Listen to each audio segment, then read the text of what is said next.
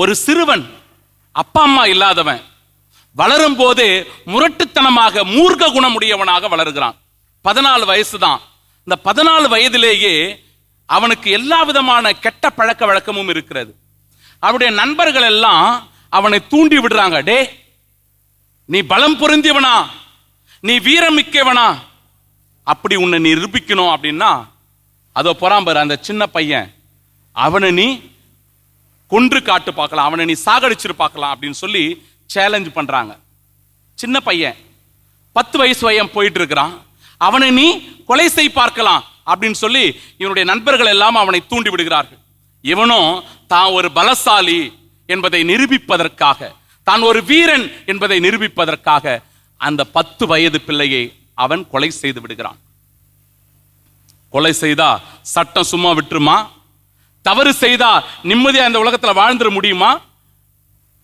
தவறு செய்தோம்னா என்னைக்கு இருந்தாலும் தண்டனை தான். நமக்கு என்னைக்கா இருந்தாலும் அது பிரச்சனை தான். அந்த தண்டனையை நாம் அனுபவித்துதான் தீர வேண்டும், ஆக வேண்டும். அப்படியாக இந்த சிறுவனுக்கும் தண்டனை. அந்த தாய் கதறி ஓடி வருகிறாள்.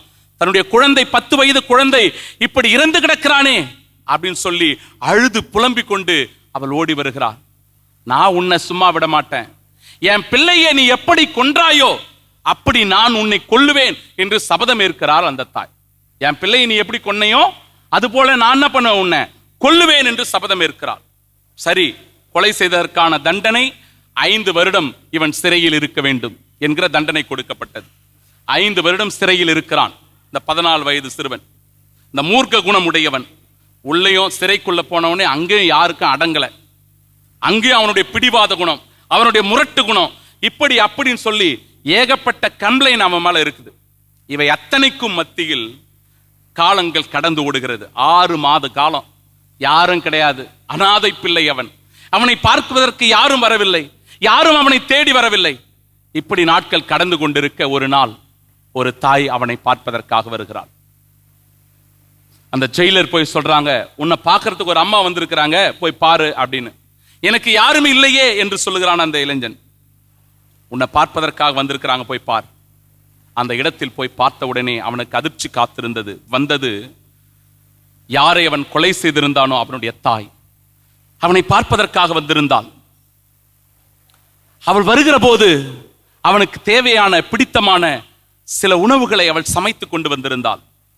அவனிடத்தில் கொடுத்து விட்டு கொஞ்சம் கொஞ்சமா அவனிடத்தில் பேச ஆரம்பிக்கிறாள். பிரியமானவர்களே, நாட்கள் கடந்து போகிறது. அந்த தாய் ஒவ்வொரு மாதமும் அந்த சிறுவனை பார்ப்பதற்காக வந்து கொண்டே இருக்கிறாள். அந்த சிறையில் ஒவ்வொரு மாதமும் அவனை சந்திக்கிறாள். காலங்கள் கடந்து போகிறது. அவனுடைய மனம் கொஞ்சம் கொஞ்சமாக மாறுகிறது. 5 வருடம் என்பது 3 வருடமாக குறைக்கப்பட்டு அந்த சிறுவனும் விடுதலை ஆகிறான். வெளியே வரான். எங்க போறது, என்ன செய்யறது எதுவுமே தெரியல. இந்த அம்மா வந்து மறுபடியும் நிற்கிறாங்க.